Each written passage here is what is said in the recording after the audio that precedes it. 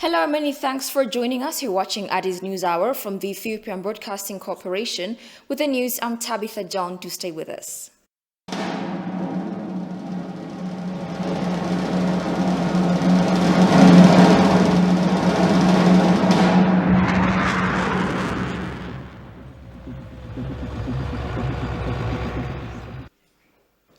Office of the Prime Minister reproaches the international community for turning a deaf ear to the atrocities and continued belligerence committed by the TPLF. In a press briefing she gave on Wednesday, Press Secretary of the Office of the Prime Minister, Bileni Suyum, rebukes the TPLF for committing atrocities in Tigray, Amhara, and Afar. The Press Secretary affirmed that her government does not launch offensive against the TPLF, respecting the unilateral ceasefire it declared to allow humanitarian aid. Solomon Danya reports. Government forces and Amhara forces get out of the Tigray region, but now you have TPLF forces that have been designated as a terrorist organization encroaching into two regions, the Afar region and the Amhara region, and there is a dead silence with regards to that. So it begs the question of why. In its first press briefing since it declared a unilateral ceasefire, Office of the Prime Minister Wednesday threw scathing comments towards the international community for turning a deaf ear to what the TPLF is committing against civilians. So a clear double standard seems to be at play in the silence towards TPLF's harassment and overt belligerence. So it's not a silent belligerence anymore, but these are statements that are being issued through various social media channels from spokespersons related with the rebel group about an attack on regions and the capital as well. Many that were echoing the well-being of Tigrayans in the region are now mute when the TPLF is blocking aid. When there's killing of Tigrayans, it considers against the TPLF structure. When it is recruiting child soldiers, we have seen a lot of evidence towards that and testimonies from child soldiers that have been apprehended by the security sector or the government security sector. Again, the international community has been quite mute when civilians are being used as human shields and bullet fodder. Regarding the war with the TPLF, the press secretary said that the government still respects the unilateral ceasefire and doesn't launch offensive against the clique. The federal government still stands by the unilateral ceasefire. It is not engaging in any offense. However, I have also shared with you that once the National Defense Forces have exited from certain cities, there has been a belligerent approach from the TPLF side, which is encroaching and advancing towards and provoking the National Defense Forces and as well as other supporting units in that area. So this provocation has also crossed the boundaries of the Tigray region, has entered into two other regions as well. In this regard, again, the National Defense Force still maintains the humanitarian ceasefire, but has to defend. Asked whether the government has any intention to negotiate with the TPLF, Bileni had this to say. In its responsibility to support the people of Tigray, enacted a humanitarian ceasefire, and you have a belligerent group that is publicly going out and saying that they will be attacking and there will be retaliatory measures towards certain groups and certain regions. It's very hard to fathom how a federal government can sit down and negotiate on that. The office stressed that despite government efforts to provide aid to those affected by the situation, with pertinent international organizations, the TPLF continues to obstruct the move by blocking roads and looting aid. Deputy Prime Minister and Foreign Affairs Minister of Ethiopia, Demeke Mekonnen, met on Tuesday with Rosemary A. DiCarlo, UN Under-Secretary General for Political and Peace-Building Affairs. Discussing the Tigray issue, Demeke said the unilateral humanitarian ceasefire was meant to help farmers in the region to employ the rainy season, although it fell on deaf ears so far. The government of Ethiopia is still committed to the ceasefire, although the TPLF has continued continued to misbehave and showed disrespect to the goodwill of the government, added the Deputy Prime Minister. Di Carlo said the UN Secretary General appreciates and supports the unilateral humanitarian ceasefire and wants the other side to follow suit. Regarding the Grand Ethiopian Renaissance Dam, Demeka noted that unnecessary politicization and internationalization of the matter would contribute to nothing but drag the negotiation process. In this regard, the Undersecretary General affirmed UN support to the AU-led process to reach amicable solutions to all negotiating parties.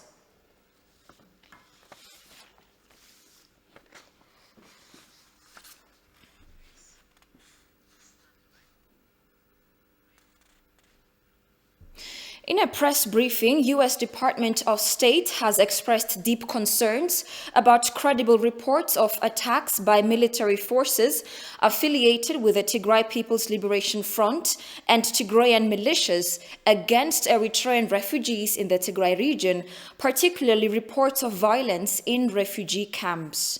U.S. called on all armed actors in Tigray to stop attacks and intimidation against Eritrean forces and all refugees, asylum seekers and people displaced by the ongoing violence, as well as against the aid workers attempting to respond to the humanitarian disaster more broadly.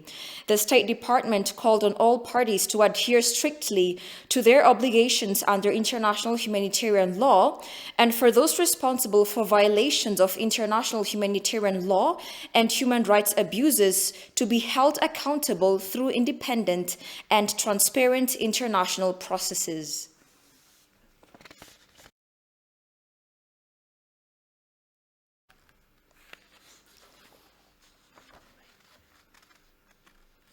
The government has done its level best for the deteriorating conditions in the Tigray region to become stable, but the TPLF terrorist group shown disrespect to the ceasefire offered by the responsible government. Now things are heading the wrong way due to ill acts of the rebel group, and lots of people are in desperate situations. With this consideration, the United States Department of State has issued a statement expressing its deep concerns about attacks by military forces of TPLF against Eritrean refugees in the Tigray region, particularly reports of violence in refugee camps. To reflect on the harsh situation there, here is Tesfahun Gobazai, Director General of Agency for Refugees and Returnee Affairs, on the phone. Welcome and thank you so much for your time, Tesfahun. Thank you for having me. Can you tell us the current status of Eritrean refugees in the Tigray state? What does it look like? Okay, thank you.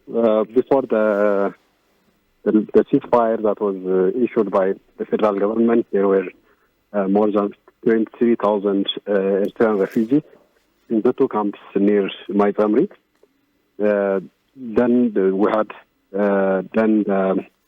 June food distribution, and everything was going smooth and normal until that time. But after the TPLF has not observed the humanitarian ceasefire, and after they attacked the areas around the two camps, things have gone worse. Now we have lost all contacts to the refugee camps, both our staffs and the other agencies that work as humanitarian reaction in the two camps have been cut off from communication.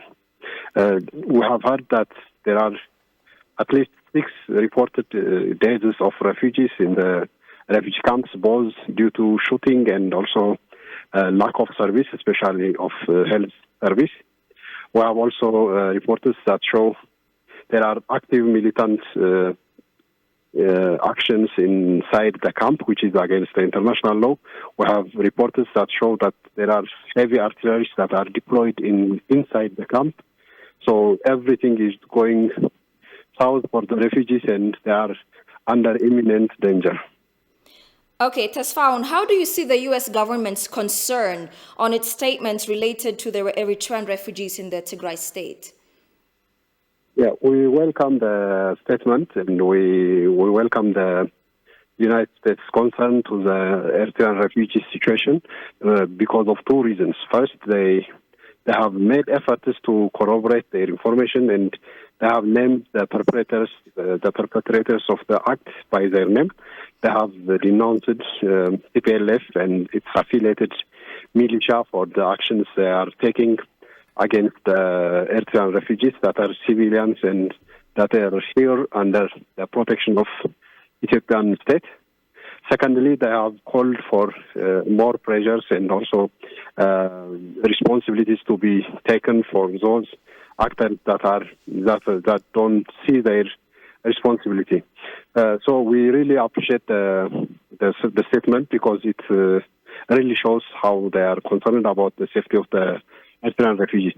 We also welcome the efforts made by the U.S. Department to find out the real situation of the refugees.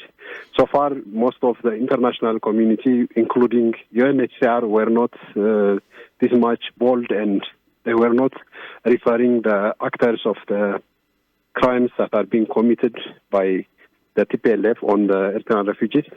So in this sense, we welcome the statement. All right. Tasfahun Gobazai, Director General at the Agency for Refugees and Returnee Affairs, thank you so much for your insights and your time. Thank you.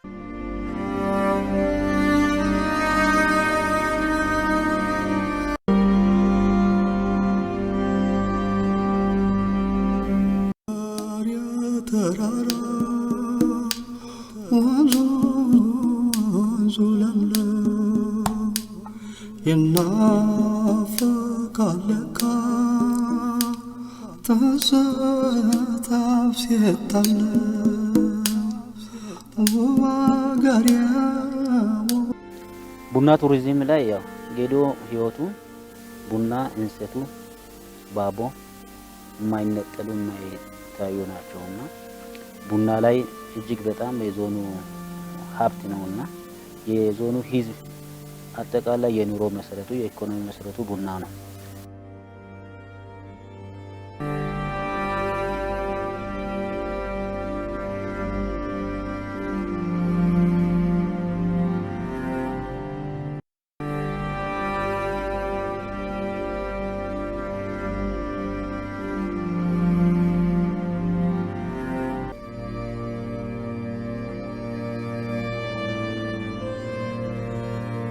የጌዶ ብሔር ለረጅም ዓመታት የጠመድ እርሻውን ላለፉት ረጅም ዓመታት ሲጠብቅ ቆይቷል። በጌዶ ብሔር ተፈጥሮ ማለት አንዱ የህይወቱ አካል ነው። ማንኛውም ሰው ከመሬት ተነስቶ ዛፍን መቁረጥ አይችልም። ኢቭን ኢፍ ለፍላጎቱ ለግላዊ ጥቅሙ እንኳን ዛፍን መቁረጥ አይችልም። ያረጁ ዛፎች እንኳን ለመቁረጥ በአካባቢ ያሉ አባቶች አሉ ለዚህ ፍቃድ የሚሰጡና በፍቃድ ነው የምትወስደው።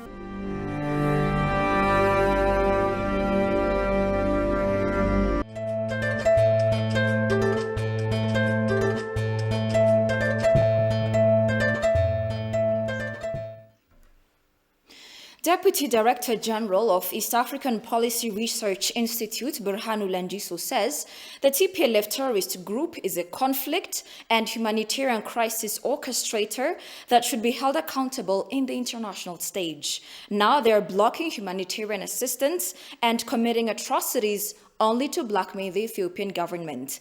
Birhanu writes his dismay as they are currently using mothers and children as human shields. Kasahun Chani has more.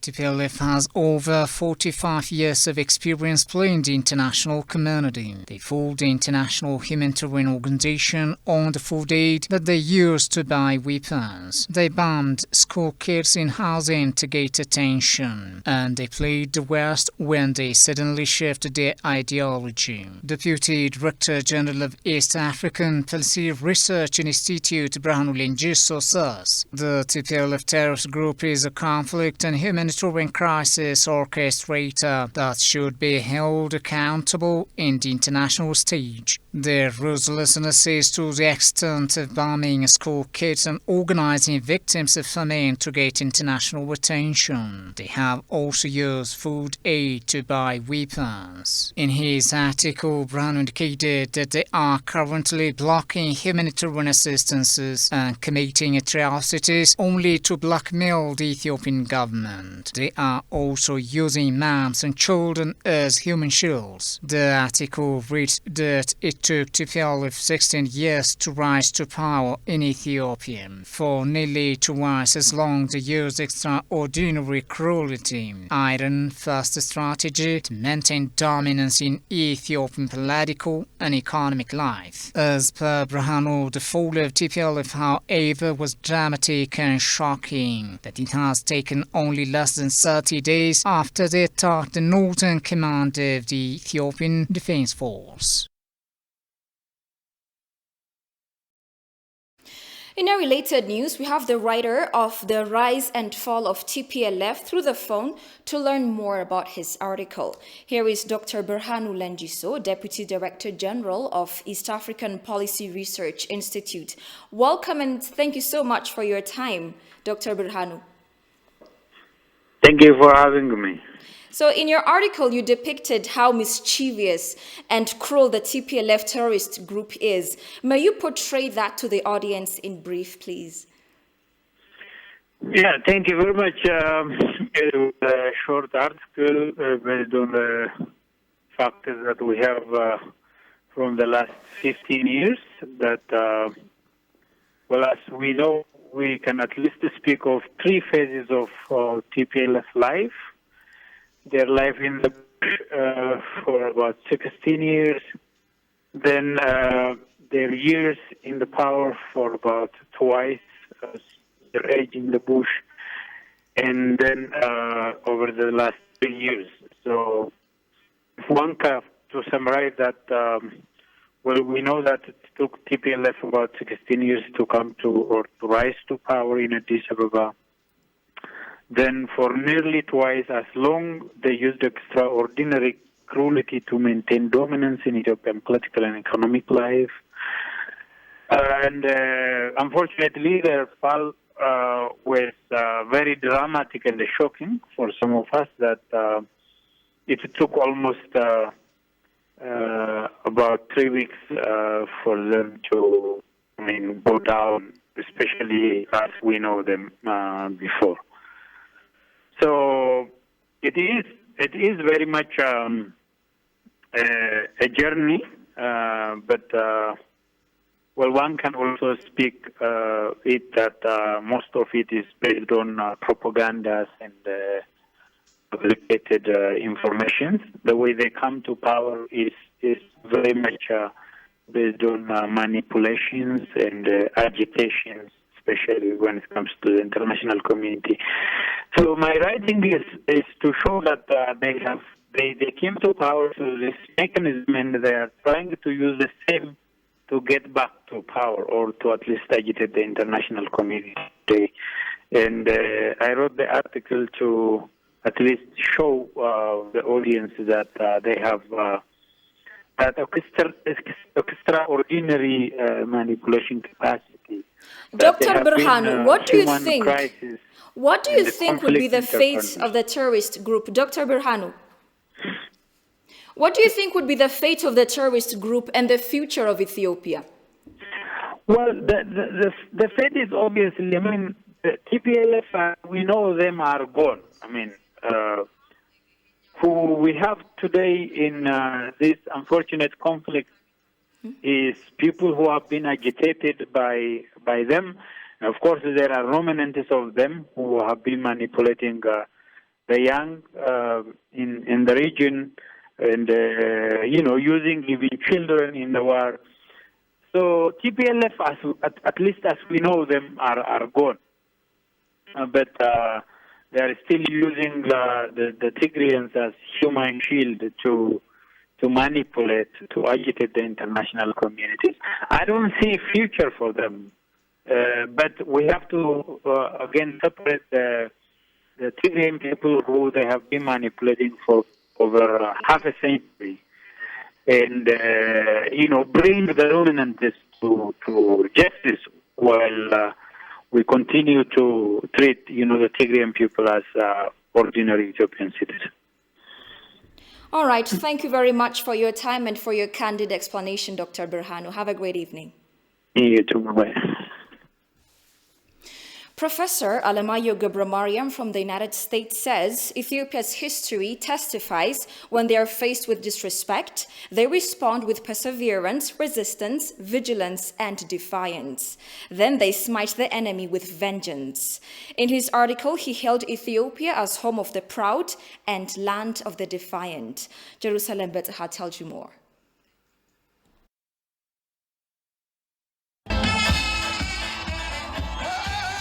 Last week, Ethiopians celebrated and enthusiastic support for their National Defense Force with outpouring of words of love, appreciation and respect. The Ethiopian National Defense Force is a designation formally reserved for the armed forces of the Ethiopian federal government. The political analyst Professor Alemayo Gebramariam from the United States says Ethiopia's history testifies when they are faced disrespect, they respond with perseverance, resistance, vigilance, and defiance. Ethiopia is acclaimed free and independent of foreign domination for millennia and warded off the demons of Western colonialism. The professor writes, Ethiopia's heroic ancestors defended Ethiopia with their blood and sweat and made the enemy shed tears as they vanquished him. The cowardly TPLF junta's attack on the Ethiopian Northern Command in November is still active memory among the people. It was unimaginable, unspeakable, and criminal betrayal of the Northern Command by a gang of bloodthirsty and power-hungry thugs. The young ANDF soldiers and their able commanders routed the TPLF terrorists in less than 3 weeks. Their sacrifice in service to the cause of justice and law enforcement, preservation of the constitutional order, and to uphold the principle of the rule of law are immense. The backbone and unsung heroes of Ethiopian exceptionalism have always been the members of its National Defense Force, its military, its traditional warriors, and citizen soldiers of today and centuries past, the analyst portrayed. History shows Ethiopia's warriors defended and prevailed against aggressor armies with vastly superior weapons, organization, command, and control. The article reads, Ethiopia today is a beacon of peace and prosperity in the Horn of Africa. Ethiopia's history testifies to one fact: when Ethiopians are faced with overwhelming power, when they are abused, mistreated, and disrespected, they respond with perseverance, resistance, vigilance, and defiance. Then they smite the enemy with a vengeance. The uninformed support of some international entities for the terrorist group TPLF depicts just how mischievous the rebel group is. Talking to ETV English, an independent journalist, Omar Reddy, said the Westerners are not condemning the ongoing treasonous acts of TPLF up to this point.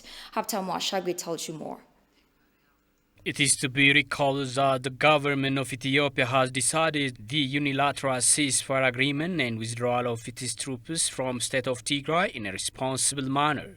It is meant to increase humanitarian accessibility and undertaking agricultural activities, among others. Talking to TV English, Omer Reddy, who is an independent journalist, said it's a mishap that PLF has continued confusing the foreign communities by propagating consciousness wrongly. According to Omer, the recent treasonous act of the TPLF terrorist group has created more chaos to the humanitarian actors and the nation at large.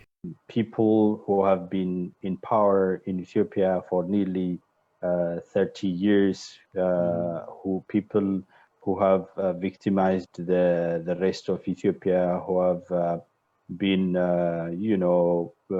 known for gross violations of human rights across Ethiopia, for complete disregard for democracy and all such values, are now causing destructive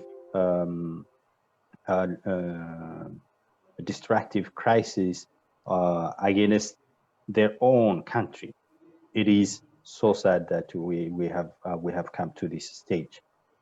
The TPLF has a history of treason.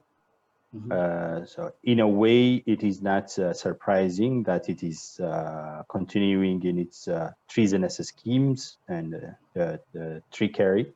Omer remarks the conflict in the northern Ethiopia aggravated complications across the region and spilled over to the rest of the country.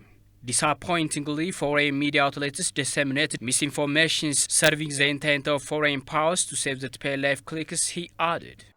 Crisis in northern Ethiopia has brought a lot of problems on Ethiopia, and this is a continuation of what TPLF has done against Ethiopia and Ethiopians.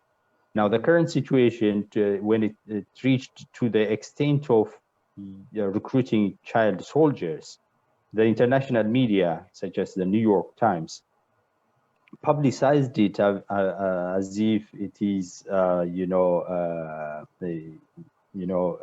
something that is to be celebrated. They've published a picture with